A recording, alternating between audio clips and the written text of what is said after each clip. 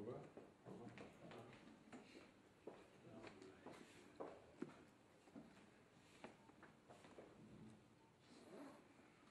Залата чува и близо микрофон. Така чува ли се? Доброто люди е песента Нашия град на група Танга към настоящата пресконференция. Уважаеми съграждани, драги медии, надяваме се, че ще имаме възможността чрез вас да представим на широката общественост това, за което сме се събрали. Позволете ми съвсем в началото да честитя на всички Възкресението Господне, да пожелая здраве и успехи на всички, да се сбъдват мечтите и да сме все така благоразположени. Това, за което се събрахме, беше едно събитие, което се случи на 7 март. Тогава общинските организации на Съюза на демократичните сили, Демократия за силна България, БЗНС, Националния партия Свобода и достоинство учредиха и известни свищовски общественици учредиха Граждански съвет на Реформаторския блок в община Свищов. Заявяваме открито своите политически намерения за участие в местните избори през 2015 година и няма да пощадим усилията си за разширяване подкрепата на един изключително успешен проект, Реформаторския блок, за който отдавна всички мечтаехме да обедини усилията на автентичната десница и да даде възможности на широка обществена подкрепа за партиите от тази десница и център. Ще ми се да обявя уважаемите гости. Господин Иван Иванов, народен представител, заместник-председател на парламента на страната и въпреки, че учил и работил в Велико Търново и в София, той е роден в едно от свищовските села, в село Козловец, и аз с удоволствие го приветствам с добре дошъл.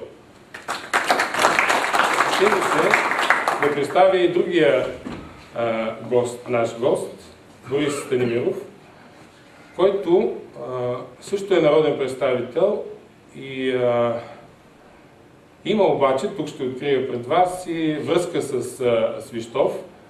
Той е племенник на Елена Якимова Станимирова и този род, знаете, е свързан дълбоко с Свищов. Позволете ми да представя и останалите присъстващи на тази пресконференция. Тук сред нас са общински съветници, настоящи и бивши, кметове на села от община Свищов, всъщност почти всички кметове на населени места присъстват, свищовски общественици, лекари, учители, културни дейци. Тук присъстват и лидерите на ВМРО, Обединени земеделци, БСП, Синьо единство, НДСВ, Съюз на свободните демократи, включени в състава на Коалиция за Свищов. Тук има и представители на Стопанска академия, преподаватели от Стопанска академия, Димитър Апостолов Ценов. Сформирането на Гражданския съвет на Реформаторския блок в Свищов е развитие на идеята, която се превърна в запазена марка Коалиция за Свищов. Това е идея за отворен граждански съвет от хора, които споделят демократичните ценности и откровеното отношение за бъдещето на общината. основано на висок професионализъм, почтеност и упорита работа. Желанието ни да се явим на местните избори в такъв широк формат, а и намерението ни е да го разширяваме, е нашето желание да защитим демокрацията и свободния дух, доброто име и престижа на община Свищов, който се изграждаше през изминалите години. Ползвам това, че сте тук, уважаеми медии, за да заявим и едно друго наше политическо решение на партиите от Реформаторския блок и Гражданския съвет, а именно ние имаме воля да стартираме разговори с всички политически субекти в община Свищов за подписване на пакт за толерантност в предстоящите избори, за реализиране на състезание на идеи, за просперитета на любимия ни град и населени места, като се зачита, спазва духът на уважението и взаимозачитането. А сега, уважаеми дами и господа, ми позволете да предоставя думата на народния представител и заместник председател на парламента на страната, господин Иван Иванов. Благодаря, господин Димитров. Слава Христос воскресе на всички. Радвам се, че след тия светли празници аз и моя колега Борис Станимиров от парламентарната група на Реформаторския блок сме тук, за да отбележим създаването на поредната общинска структура на Реформаторския блок под формата на граждански съвет на Реформаторския блок.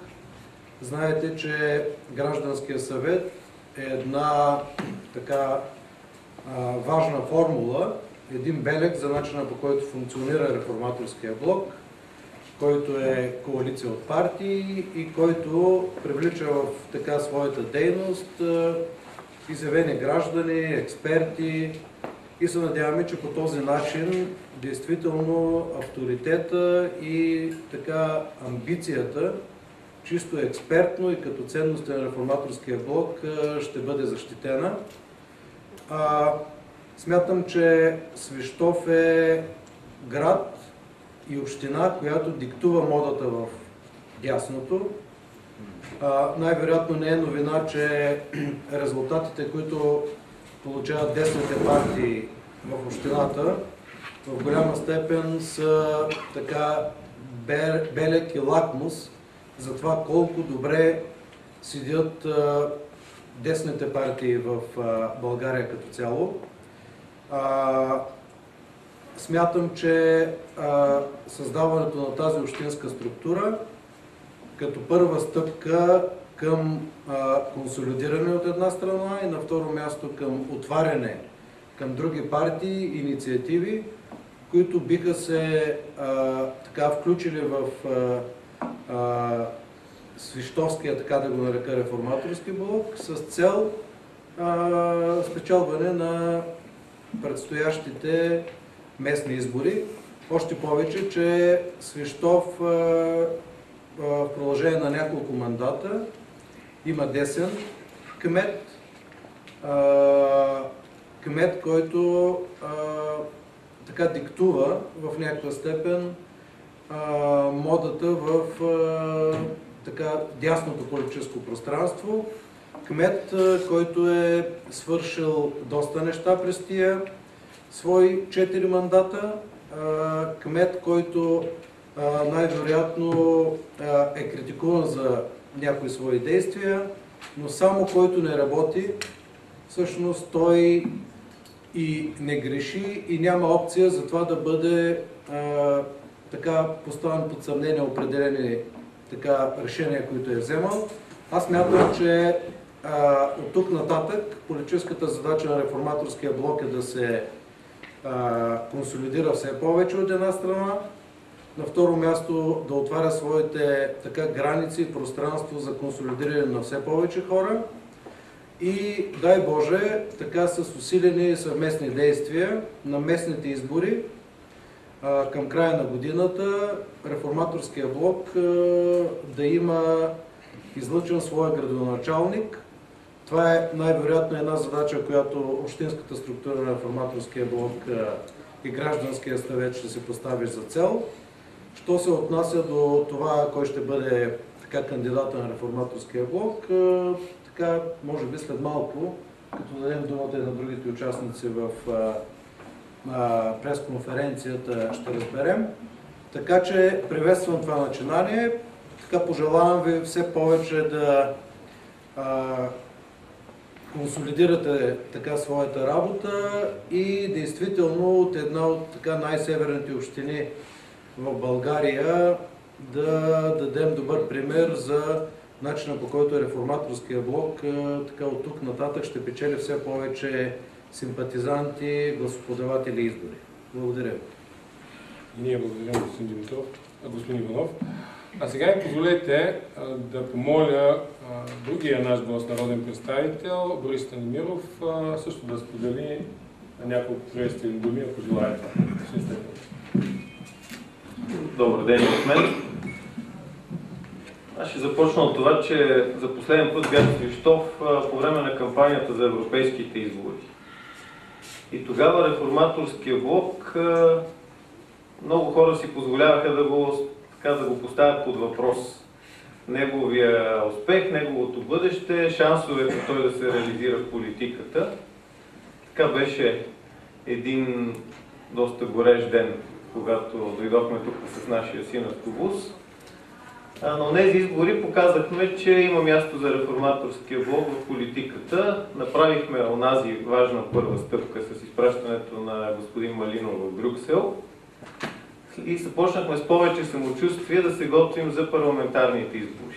На парламентарните избори се представихме по един много достоен начин, който ни позволи да започнем с реализацията на основната си идея. Основната идея тогава, искам да напомня, беше да махнем ДПС от управлението и да бъдем истинска политическа алтернатива на нашия традиционен политически противник БСП.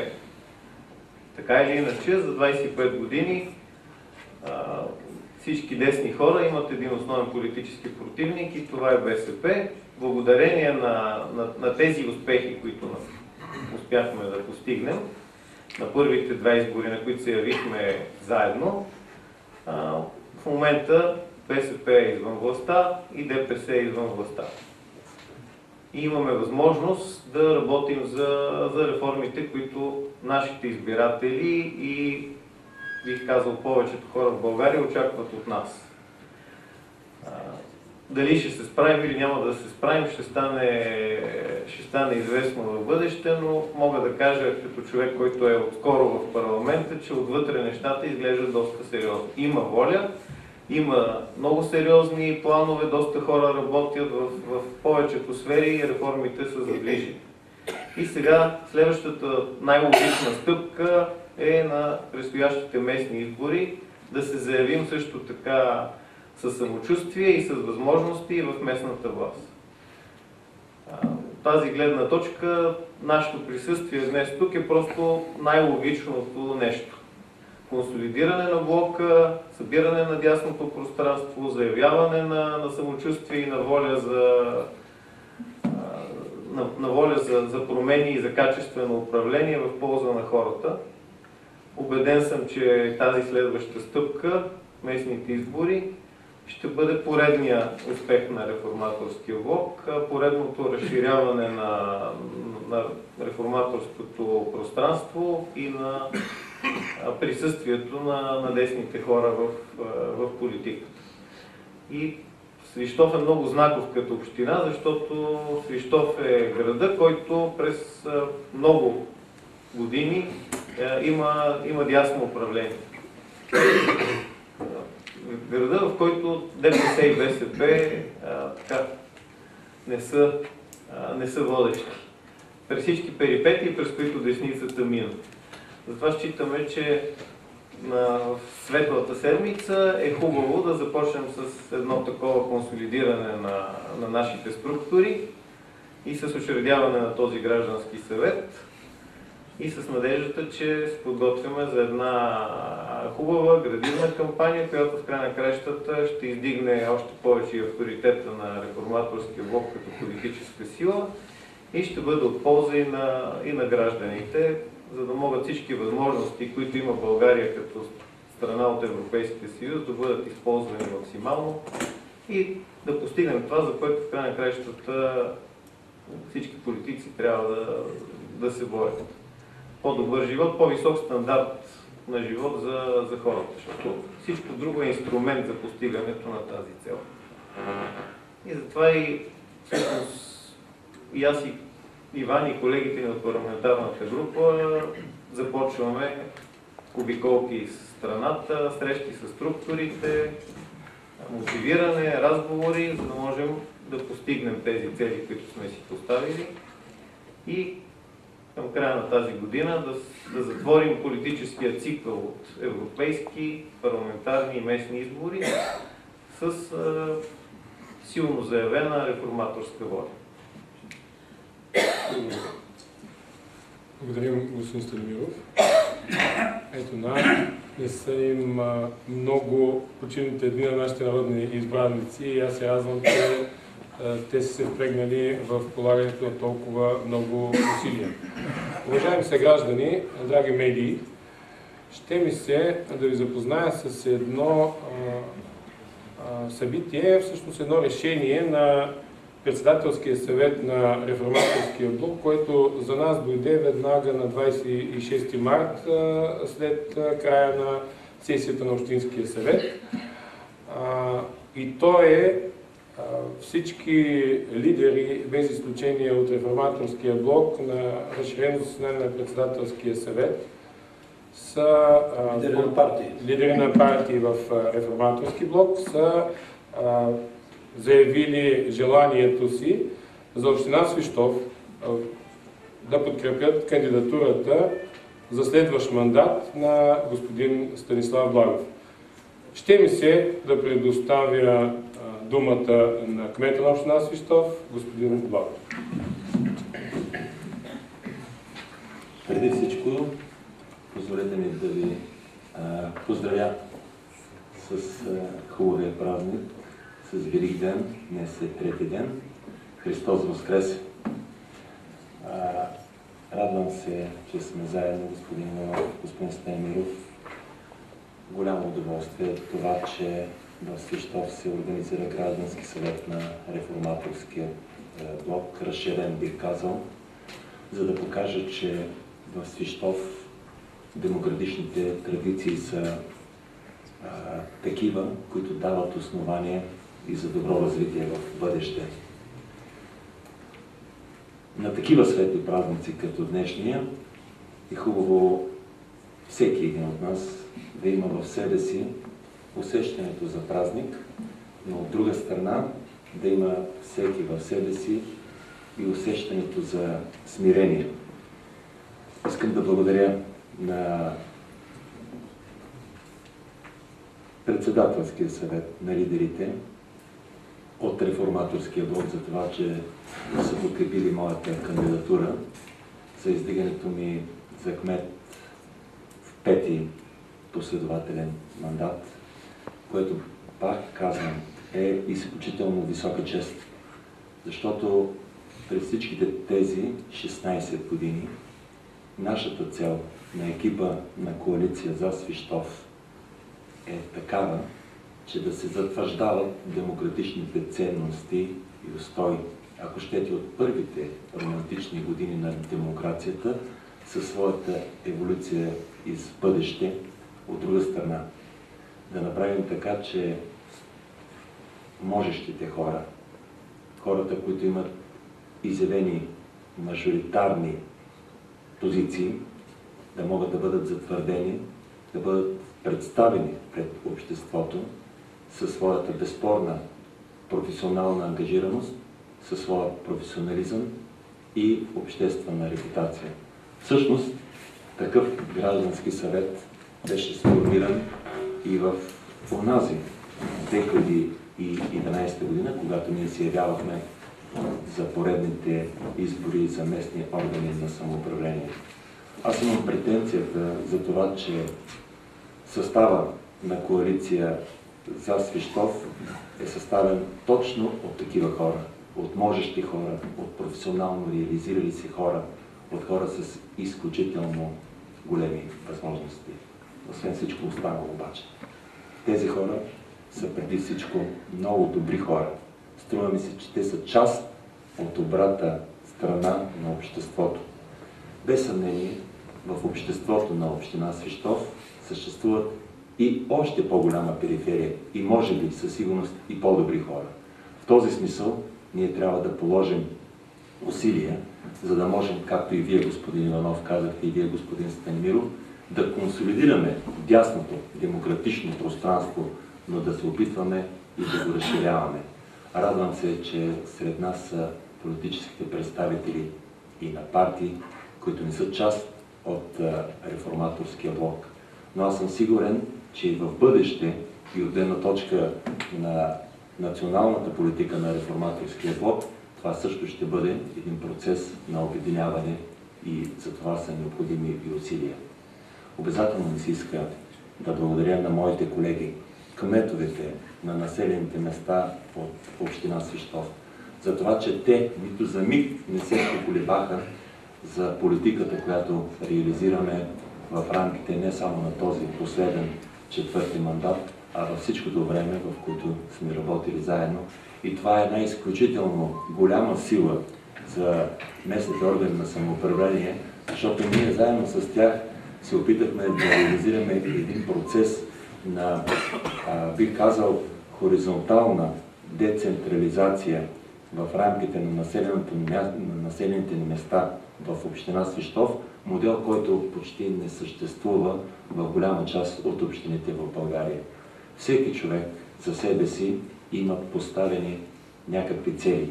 Ние като екип също сме се поставили такива.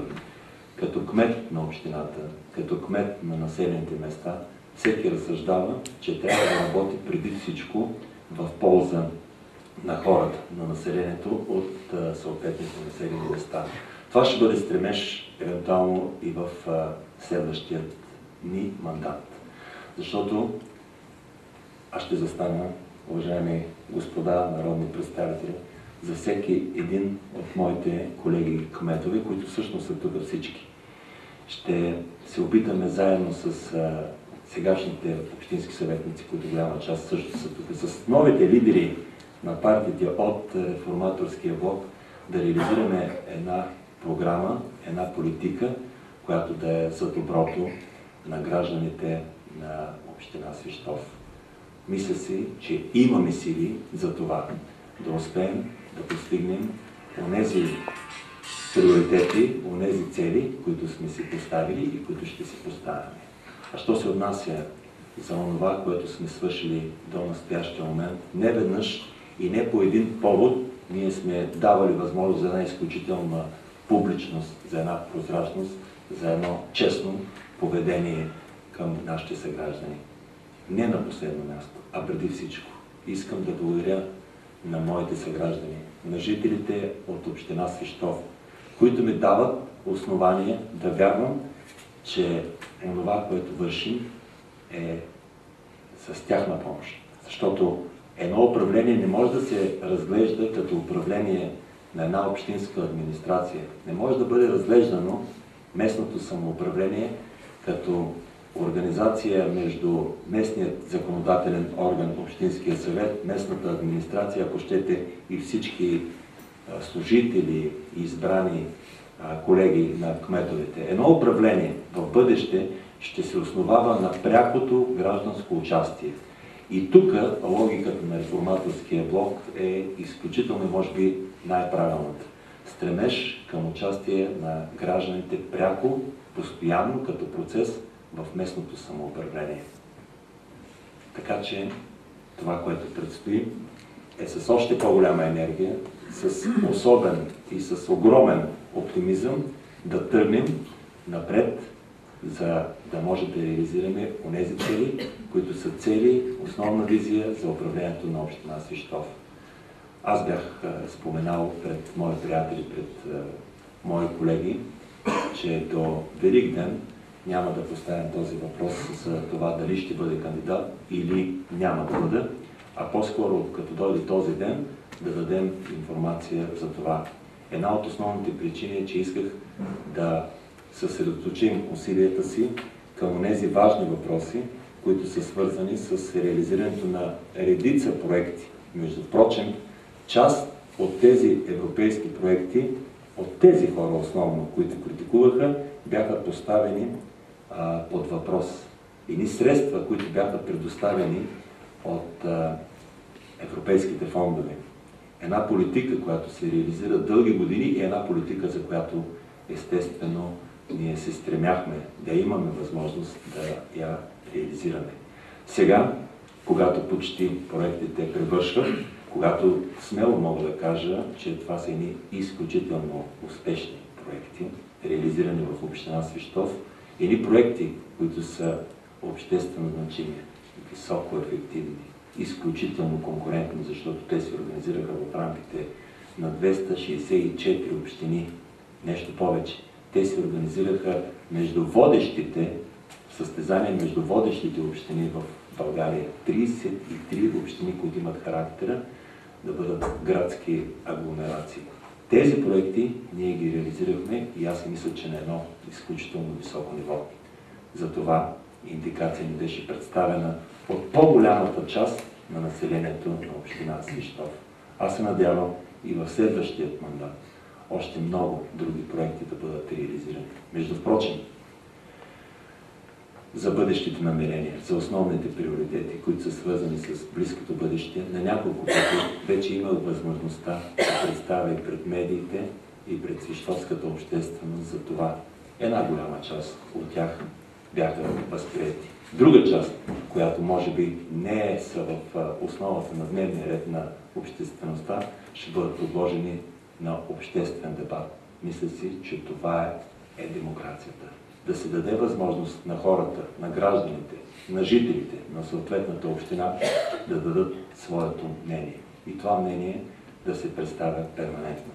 Още веднъж от сърце благодарности към моите съграждани на община Свищов. Благодаря.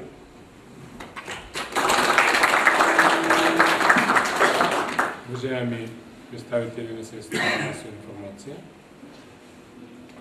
искаме да предоставим думата за вашите въпроси. Това е добре да стане чрез този синия микрофон, който пожелаем. Се чува, няма. Мисля, че да, чува залата се чува добре. За запис.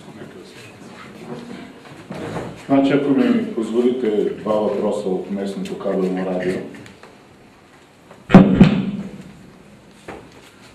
Тази консолидация стъпка ли е в посока създаване на партия, реформаторски блок или както там се казва, и след досегашното успешно партньорство с ГЕРБ ще се разработи ли някаква обща политика за местните избори, за някакви общи кандидати с пресрочени някакви междинни избори или както се организира. Но и работи ли се в тази посока? Може би аз да отговоря. Знаете, че преди година темата за, примерно, един от вариантите за обща партия беше доста актуален. Той може би така отразяваше голямото ни нетърпение и желание много по-бързо така вътрешно да се организираме. Стана ясно обаче, че, ако мога да използвам този израз, ние сме силни, както имаше, както се казваше, така, единни сме в разнообразието си. Сякаш сегашната формула вътрешно да дебатираме определени решения, да има, ако щете, така конструктивно спорене по определени въпроси, ни прави, така бих казал, доста консолидирани и работещи. И за пример мога да дам парламентарната ни група. Парламентарната ни група, която действително по най-важните въпроси ние водим вътрешен дебат и винаги сме на едно мнение. Дай Боже да е стъпка към така по-силно консолидиране, но според мен формата, организационната импликация на това една партия или пък конфедерация от партии или коалиция от партии е вторична. По-важно е политиката, която ние следваме и решенията управленските, които вземаме, да бъдат ефективни. И смятам, че на този етап начина, по който ние организираме граждански съвети, общински структури, на базата на някакви цели, които си поставяме от избори до избори, за сега върши работа, така че моят отговор кратък ще бъде може би, но на този етап, като че ли този формат на работа е така най-ефективният. Бих си позволил да добавя към това, което каза Иван. Всъщност натиска, напъна да направим бързо общата партия беше опит за лекуване на някакви вътрешни противоречия. Откакто се консолидира парламента и влезахме в правителството, общата работа и добрия начин, по който работим, някак си отмениха спешността на тази тема, защото истината е, че в момента работим много ефективно и много добре. Климата в парламентарната група е отличен, законодателната ни инициатива върви и това ни позволява тази консолидация, която настъпва, да става по един съвсем естествен начин, без елементи на спешност. Но бих искал да говоря на втория ви въпрос относно ГЕРБ и изборите. В качеството ми вече на международен секретар на ДСБ и член на ръководството, който участва в заседанията на ЕНП. Там с ГЕРБ сме заедно, всъщност с Цветан Цветанов стоим един до друг на заседанията на Европейската народна партия. Имаме една много важна задача всички ние, и реформаторите, и ГЕРБ на тези избори. Тя е да не допуснем на нито едно място, поради конкуренция помежду ни, БСП или ДПС да вземат кметски мандат или мнозинство в общински съвет.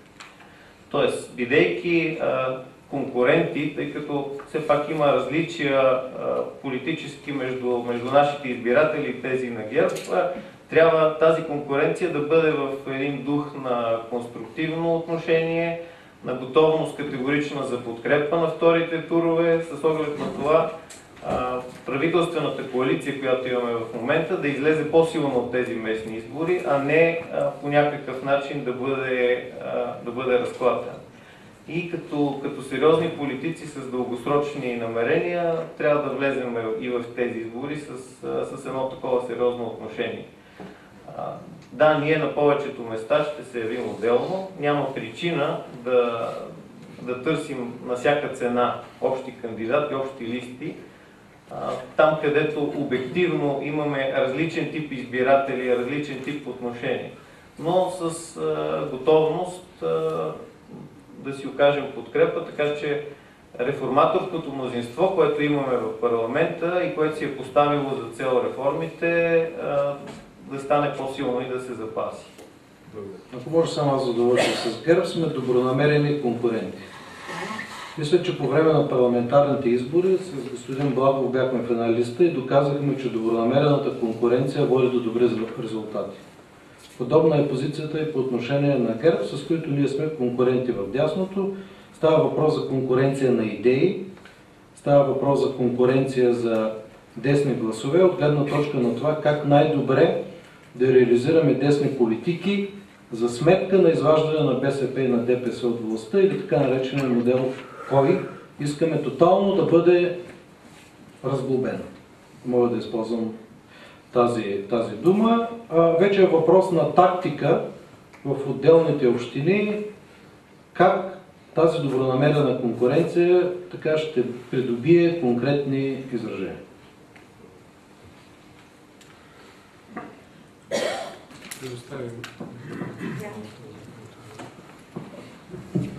Неведнъж сме чували добри думи от ваша страна, господин Благов, и от страна на господин Димитров за групата на общински съветници от Коалиция за Свищов. Направихте го и този път, дадохте висока оценка за работата им и Това ме кара да ви попитам, изчерпан ли е модела Коалиция за Свищов, след като вие сте кандидат на Коалиция за Свищов, печелите изборите убедително няколко мандата, а сега се явявате като кандидат на Реформаторския блок? В никакъв случай, може би не се изразих правилно. Отново стремежа ще бъде разширяване на Реформаторския блок и моя стремеж ще бъде отново издигане Коалиция за Свищов. Значи това е Реформаторски блок плюс Коалиция за Свищов.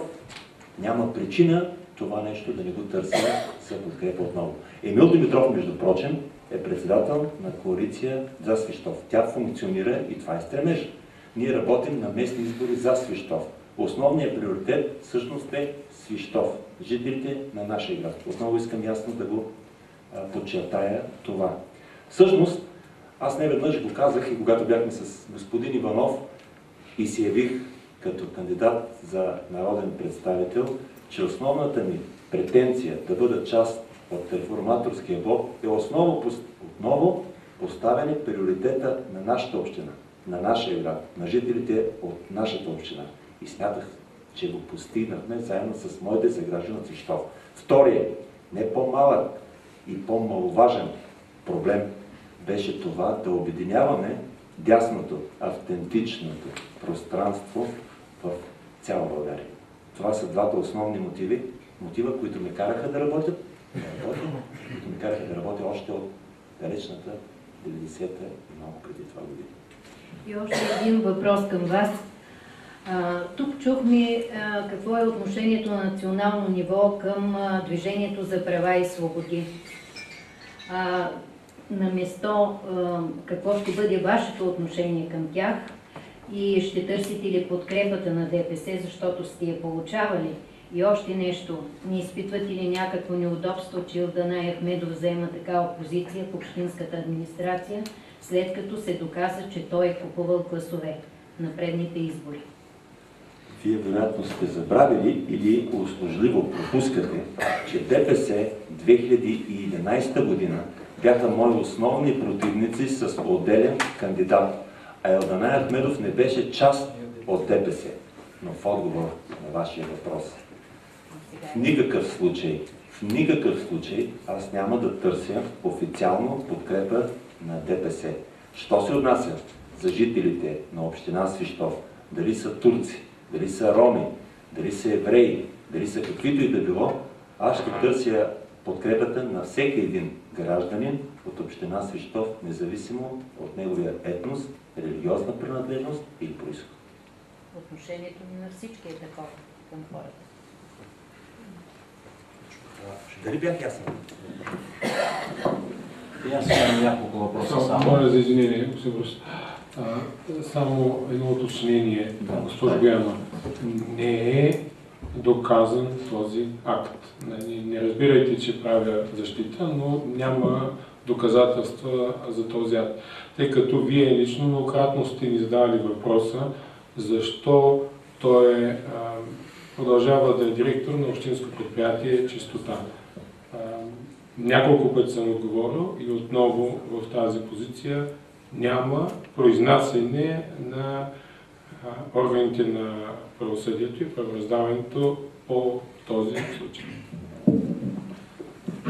В този ред на мисли искам и аз да попитам нещо. Ставаше въпрос в случая за ДПС, говорихте и за БСП. Значи ли това, че Реформаторския блок като такъв по никакъв начин и под никаква форма не може и няма да работи политически с която и да било от тези две формации? Абсолютно еднозначно, категорично и недвусмислено. Господин Главов, предполагаме, че това важи и за местните избори, които предстоят. Аз лично никога не съм работил като политика с БСП. Между впрочем, това беше един от основните ми поводи и мотиви да се захвана с политика. Далечната 89-та година, отново казвам, ние тръгнахме да бием по петолъчки, по сърп и чук. Питам ви, защото на последните... Отговарям. Ние създадохме алтернативните синдикати на онези, които бяха казионните. Бяхме част от създаване на алтернативата срещу тоталитарния комунистически режим.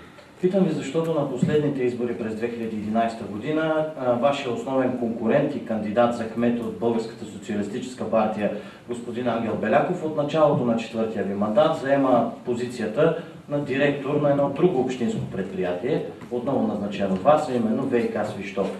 Същото, което и госпожа Боянова попита за представителя на ДПС в общинското предприятие Чистота.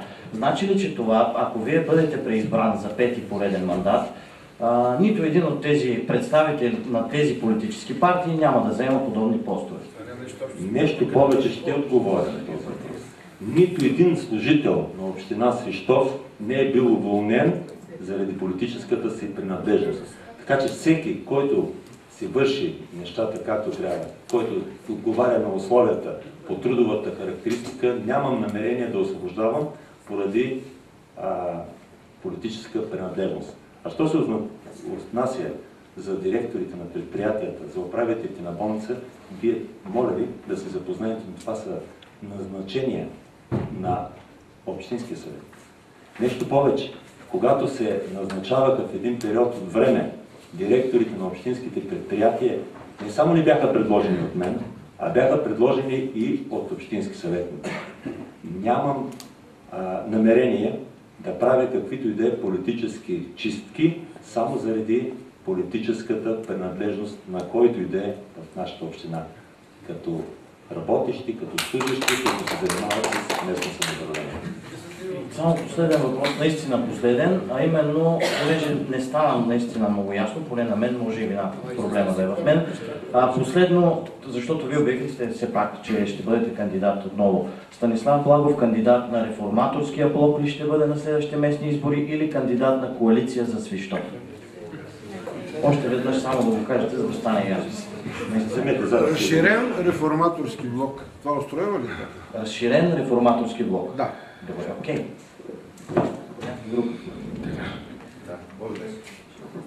Благодаря.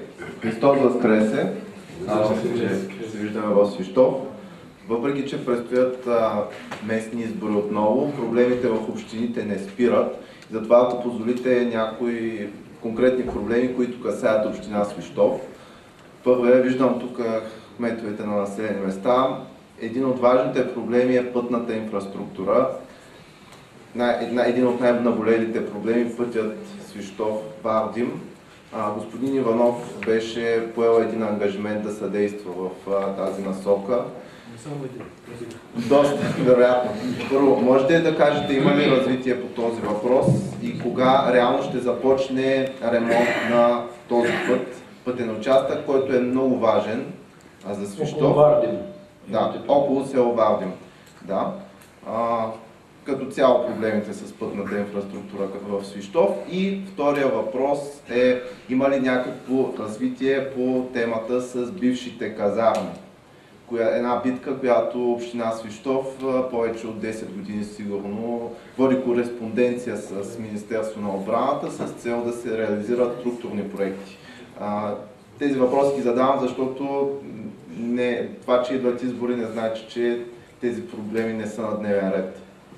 Добре, благодаря за въпросите, защото това ми дава шанса да отчита, че съм свършил немалко неща. Аз се шегувам някой път от трибуната на парламента, че като стане време за парламентарен контрол и общо взето регионалният министър най-често гостува.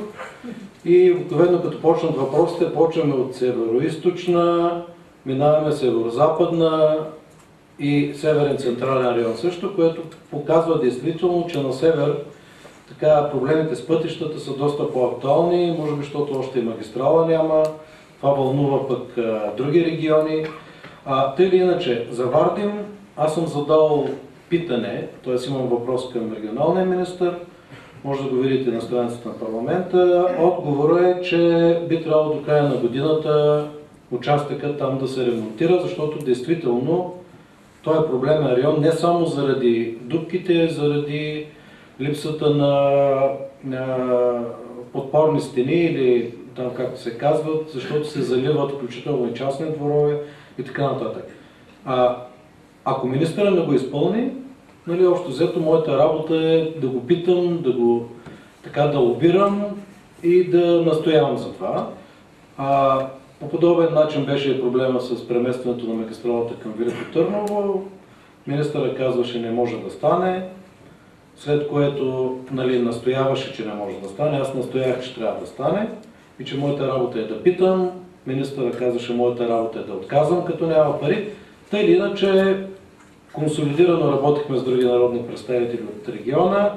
Има обещание, че магистралата ще бъде преместена. Дай Боже да стане, защото за региона на Велико Търново е важна. Страшно много проблеми. Отговорих до някъде на въпроса ви. Зависеше от мен, още утре щях да го направя този път. Разбира се, проблема е пътя, примерно бях по-миналата седмица в Павликени, полски тръмбеж. Там е кратер до кратер. Също в момента съм задал въпрос. Задал съм въпрос също така и ще имам устен въпрос, който е свързан с заливането на земеделски земи, които в момента приличат на блаталски, защото като пътувате, това води до това, че продукцията е негодна за употреба, държавата плаща страшно много обезщетение и така нататък. Що се отнася до да приключа по темата с пътищата, в момента във Велико Търново отивам в пътното управление, защото имат проблеми с пътища около Лясковец и така нататък и имам среща с временно изпълняващия длъжността началник на пътното, за да поставя много рязко въпроса с това, че още взето там се действа избирателно, а действително има участъци, които трябва да се ремонтират и поне аз, това ми е работата и колкото пъти мина през Търново съм в пътното управление. За да се увещаваме, че определени пътища трябва да се направят. Що се отнася до въпроса с казармите, нееднократно съм поставил въпроса пред военния министър. Имам неговото уверение, че до лятото въпросът с прехвърлянето на казармите най-вероятно ще бъде решен за стопанисване от общината и общинския съвет да почне да се разпорежда. Неговото желание и моето желание обаче, преди това да се случи, да има проект. Да е ясно, чисто стратегически, какво ще се случи с тази територия. На последната приемна тук обсъждахме с господин Благов този въпрос. Стана ясно, че най-общо има проект.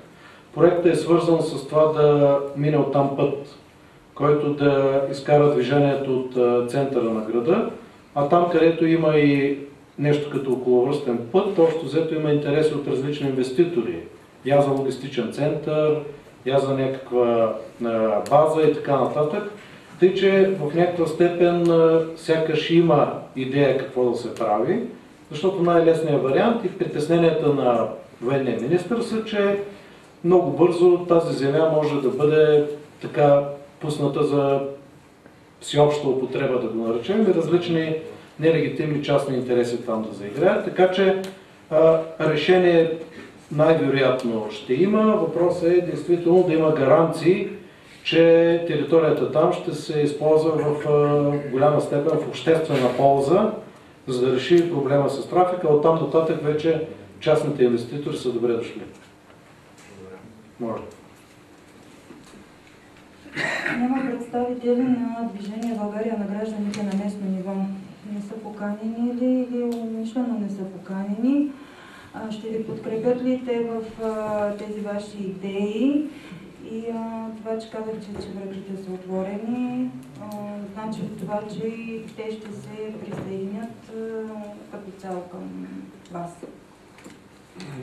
Въпросът има местен характер, така че ще ми позволите аз да опитам да отговоря. Още на споменатата дата 7 март всички партии от блока и 5-те, в това число и Движение България на гражданите, се събрахме и дискутирахме възможностите за сключване на споразумение между всички партии за учредяване на граждански съвет на структура, иначе казвам, на реформаторския блок на общинско ниво.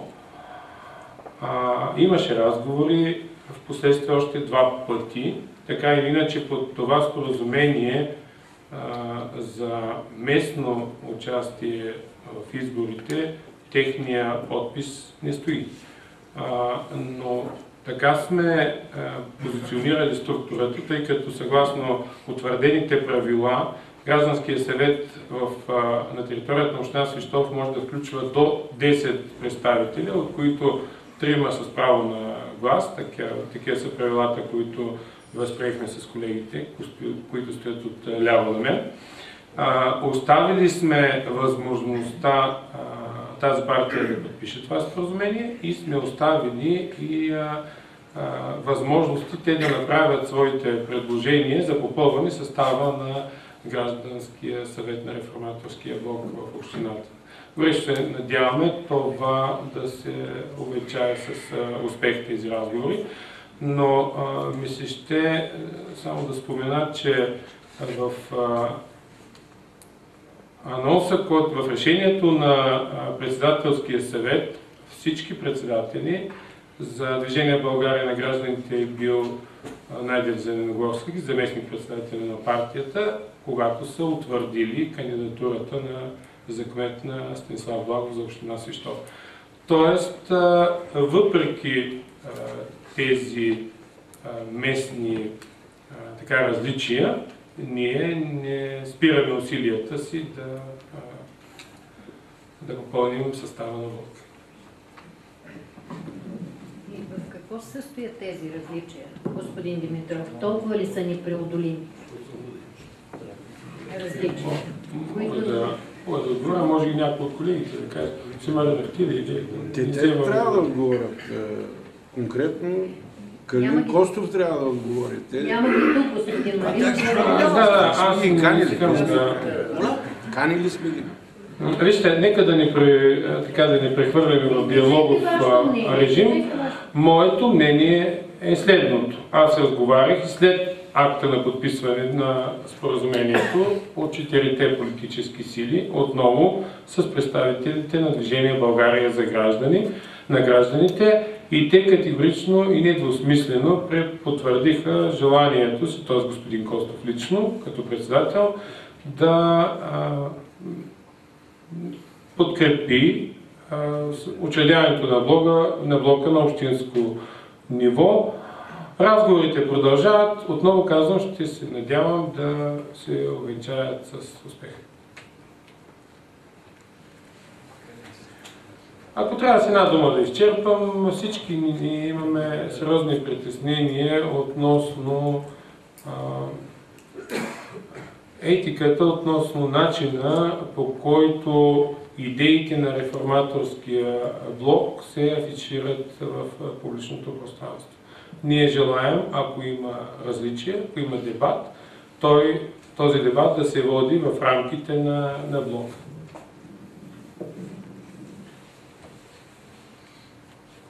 Аз може би да кажа като народен представител, че работя изключително добре с всички партии от реформаторския блок, включително с господин Костов и с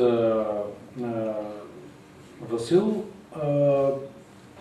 Редовно посещават Народното събрание, решаваме проблеми, които има. Виждам се и с колеги от другите партии.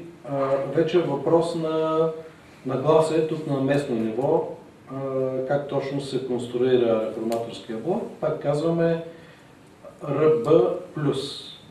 Нали, в крайна сметка, като теглим чертата, се надявам плюсовете да бъдат повече от минус. Мога така да го говоря. Господин Благов, казахте, че заставате зад всички кметове на населени места. Означава ли това, че на предстоящите избори всички те ще бъдат кандидати на така наречения разширен реформаторски блок?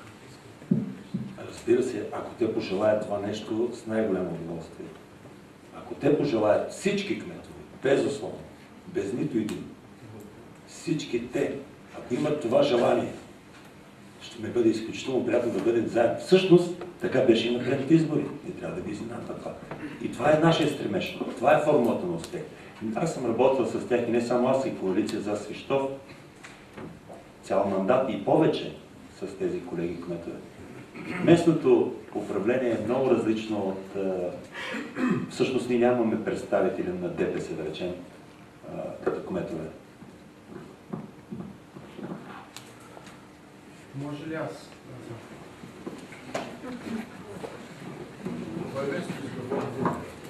Здравейте. Моят въпрос е към народните представители. Сигурно ви остава време да погледат телевизия. Може и да не ви остава, но ако не ви остава, поглеждайте от време на време сутрешните блокове, където всяка сутрин ни заливат с фрапиращи случаи няма да ги конкретизираме точно. Тъсто ни даваха за Царево. Как се излива бетон на площадки на 50-60 метра и сподели един от защитниците, че има изготвена карта на дюните на цялото Черноморие. Има карта. Обаче, вика, тя е публична, но от Министерството на регионалното развитие казали, че на този етап не могат да предоставят информация. Искам да ви помоля тук, така че вие пак ще дойдете, нали, след 1, 2, 3 месеца, като почнат кампанията, да поемете ангажимент да се публикува тази карта. Не публикувайки, те си правят каквото си искат на места. Кметове на общини, общински съвети. То е нещо ужасно. Аз това исках да ви помоля за да поемете този ангажимент. И втория ми въпрос, то не е въпрос, но ще направя един лек коментар, тъй като господин Благов каза, че не са работили с БСП. Искам да, значи, щом съм тази зала, аз трябва да кажа. Бях общински съветник тук 2007-2011 година. Много добре си работиха 3 години и нещо с БСП, където БСП имаха председател на общинския съвет. Да бъдем коректни спрямо хората, които са в залата. Така че дали ще се работи за напред, не знам, но според ситуацията нищо не се знае. И какво лошо има, аз към вас се обръщам, какво лошо има, като казахте, че държите на всяка цена да са представители на реформаторския блок да спечелят навсякъде. Какво от това, че спечелят, ако те не работят в интерес на гражданите? Какво лошо има, ако има представители от БСП да спечелят? Не поставяйте така въпроса. Поставете го, издигайте истински качествени хора, проучете ги, питайте малко, информирайте се преди да се изхвърляте с подобни неща. Ние заставаме за всички кметове и така и така. Благодаря. Петър Петров се казвам от Ореш. За дюните, ако позволите съвсем накратко. Въпросът с природен парк Странджа и Натура 2000 го следи много изкъсо. Нашия евродепутат Светослав Малинов буквално заедно с мен е ходил поне 4 пъти там на място. Внесли сме сигнали в Европейската комисия. Има няколко писма вече и становища от Европейската комисия и няколко спрени благодарение на наши сигнали към Европа и на писма от Европейската комисия към българското правителство, различни видове процедури и опити за безобразия по Черноморието. Така че мога да ви уверя, че това нещо ще продължи. Там няма да правим никакъв компромис. А колкото до БСП, аз нямам как да кажа друго, освен че на нас, тук вече казвам и на моята партия Демократи за силна България в частност, БСП през всичките тези години е основен политически противник. Така че друг отговор, освен този, че ние ще продължим да сме основни политически противници, аз не мога да дам.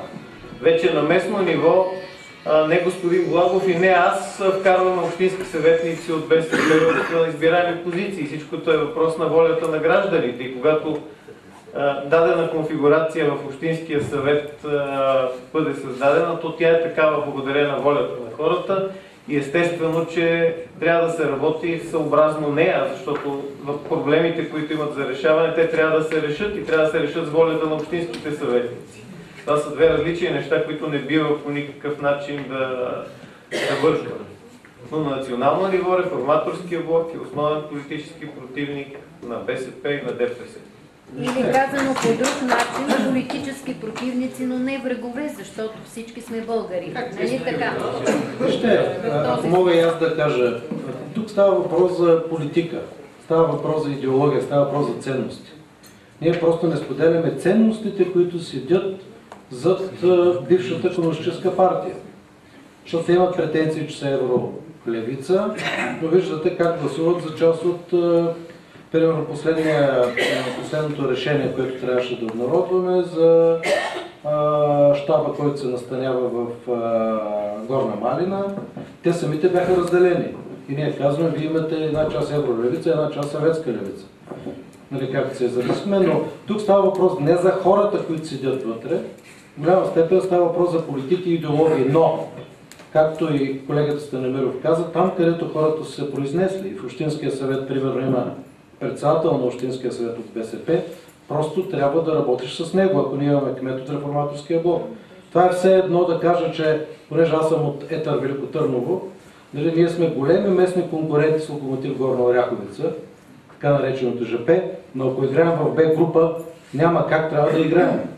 Нали? А не да кажем, понеже те са наши противници, отказваме да играем с тях. От тази гледна точка става въпрос за политика, от гледна точка на политическите идеи на БСП и на ДПС и начина, по който те ги реализират в управлението, ние сме абсолютно противници, но тъй или иначе, каквото е рекал гласоподавателя, защото политиката в крайна сметка трябва да взема решение.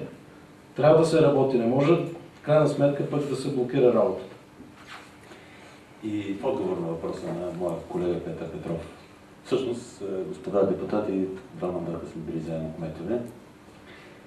В един мандат той беше общински съветник. Той каза истината, но каза половината истина.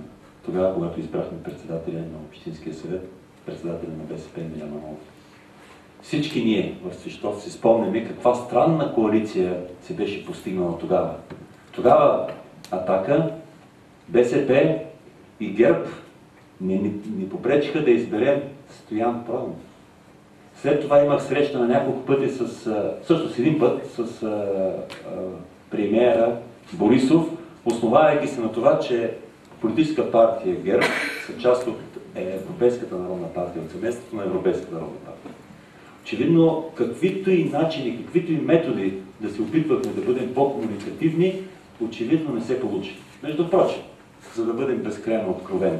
Една голяма част от местните политици тук не ги вълнува толкова позицията националната, колкото личната.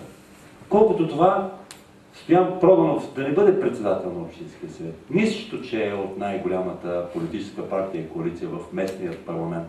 Станислав Благов да не бъде кмет. И те тогава биха могли да направят такива компромиси с националната политика, само и само да не направят компромис с личните си мотиви. Мисля, че Пешо правилно ме разбра какво ти казвам.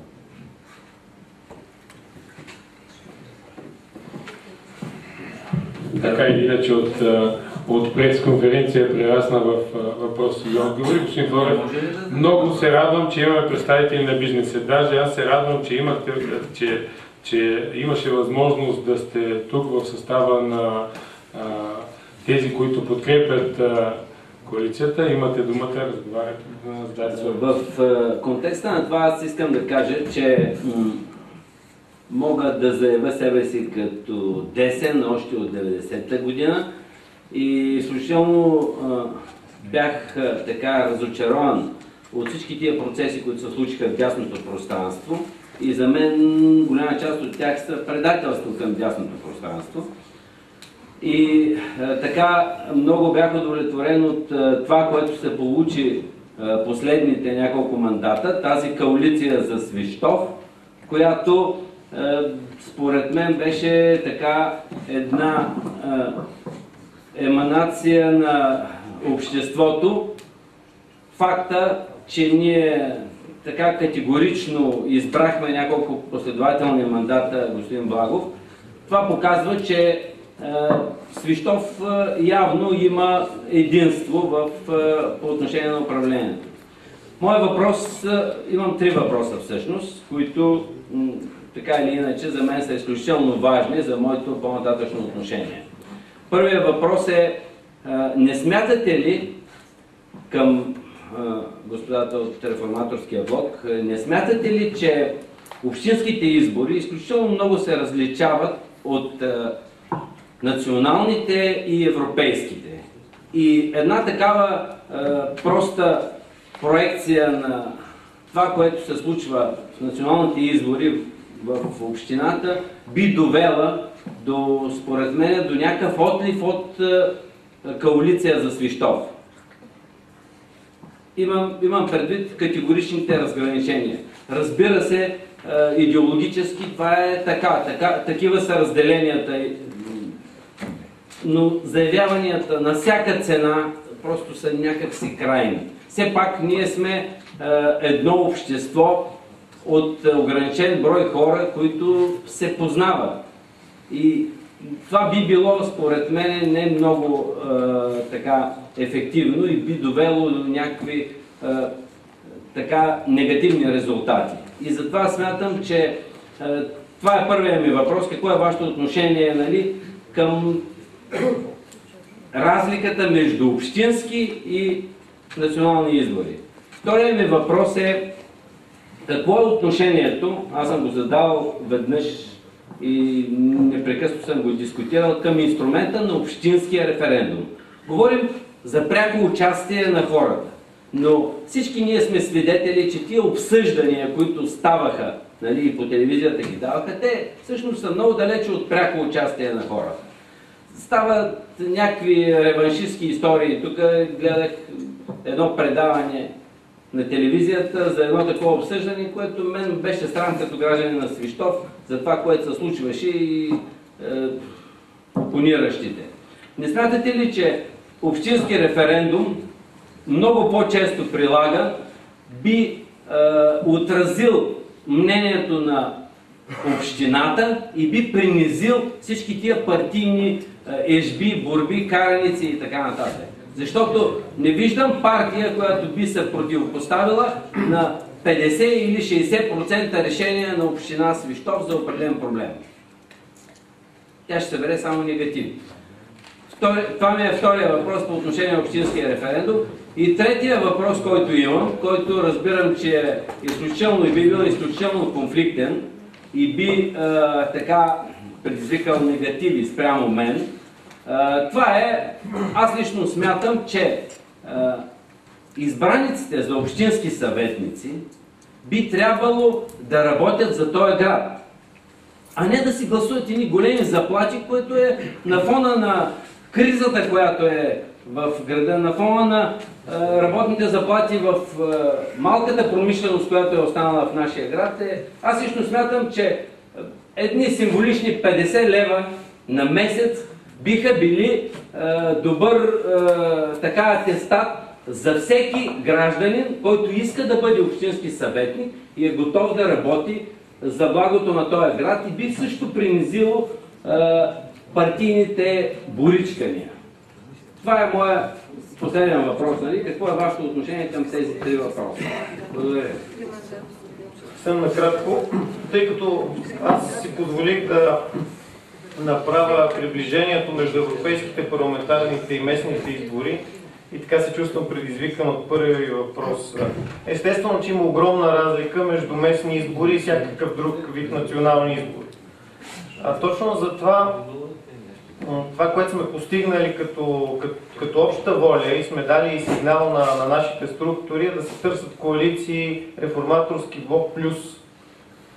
Коалиции, които да са силни най-вече на местна почва, които да отчитат спецификата на всяка отделна община, на проблемите на общината, на политическия, ако щете, биография на хората на място, защото навсякъде е много различно. Така че това, което можем да кажем като някакво твърдо национално мнение и вече взето отношение, то касае частта Реформаторски блок. Но в частта плюс вече всяко нещо зависи от ситуацията на място. Затова коалиция за Свищов е нещо, което ще се роди тук. То няма да бъде по никакъв начин дирижирано или пренастройвано на национално ниво.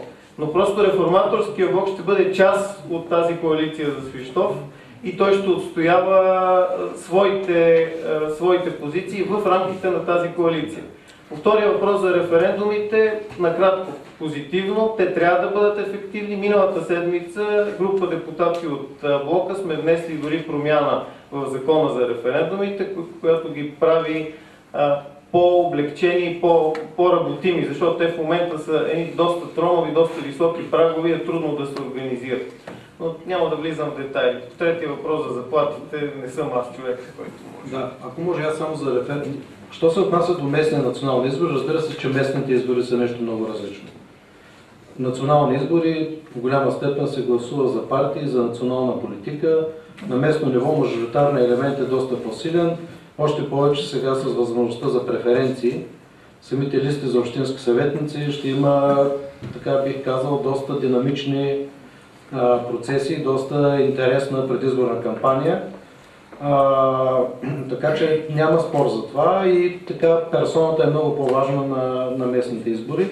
Що се отнася до референдумите, действително аз смятам, че те трябва да станат доста важен инструмент в управлението на България, само че действително ние внесохме промяна за това да се намалят броя на подписите, които да могат да предизвикват национален референдум. Мисля, че за общински става. Така, сега, що се отнася до общинските?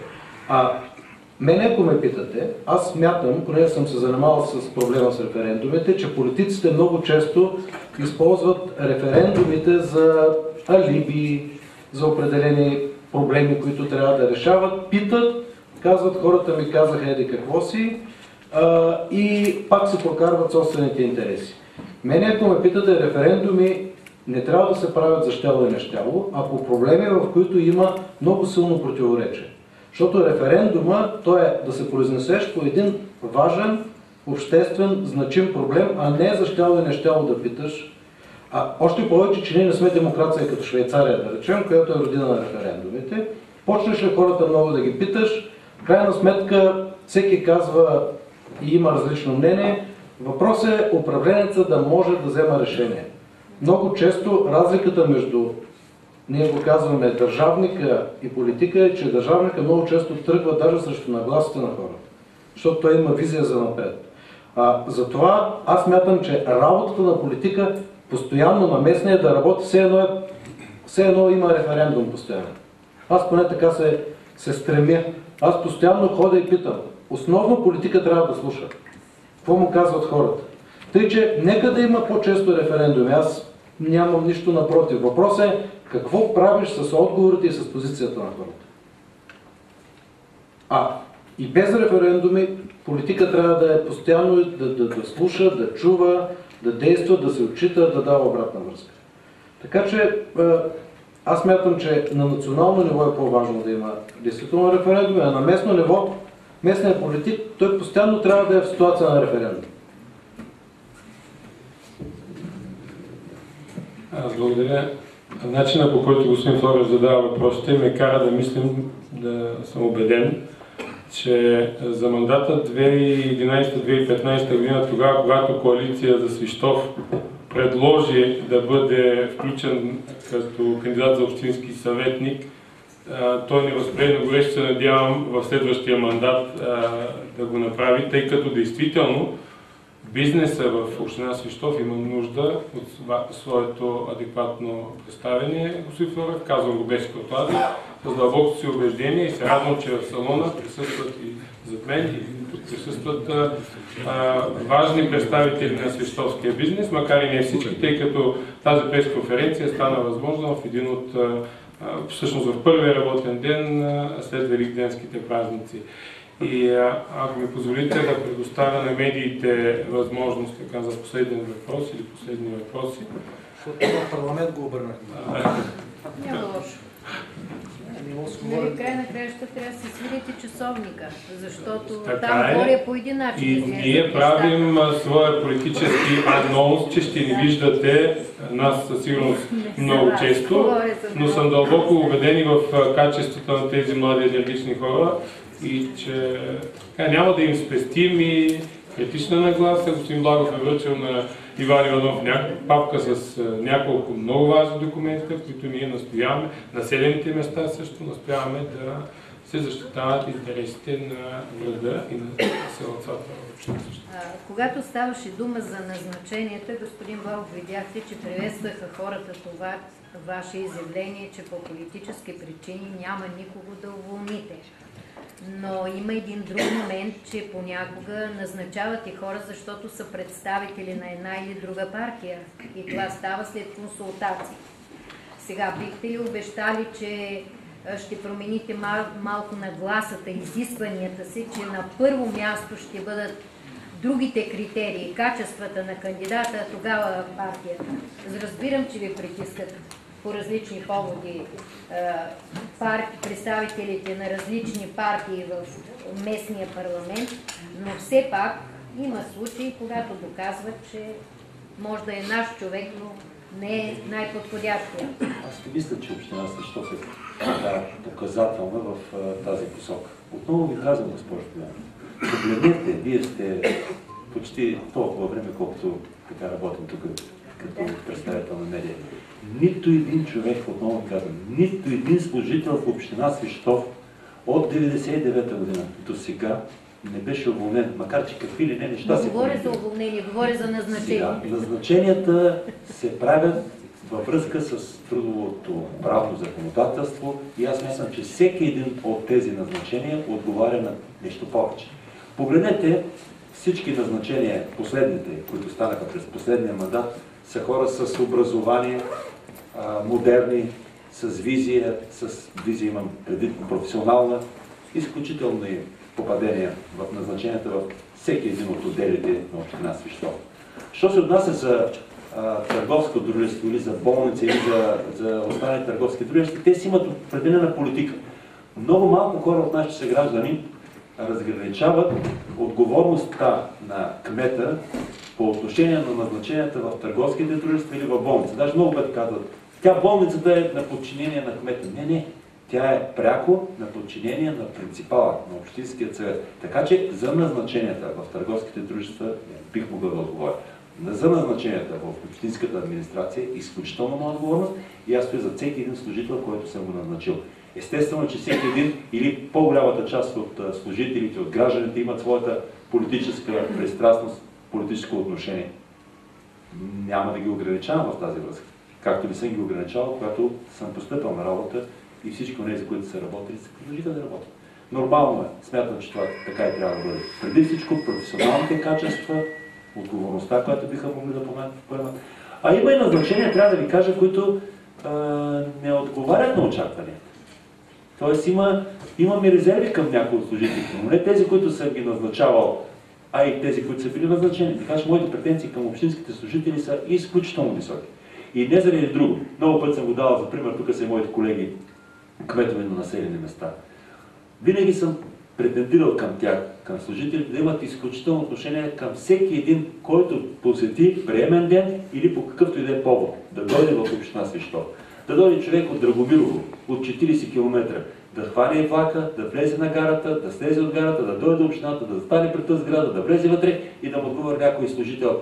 Във връзка с член 13 от ЗУТ, еди какво си, и човекът гледа, стресира се, и естествено и архитектът е тук, много път се казва. Бъдете любезни и внимателни по отношение на гражданите, които идват и на приемен ден, и не показвайте пред тях изключителния си професионализъм. Бъдете по-внимателни, по-човешки. Не го казвам сега предвид предстоящи избори, винаги било отношение. И съм много строг към общинската администрация, за което се извинявам на такива свети празници като днешни. Благодарим. Надяваме за коректно отразяване.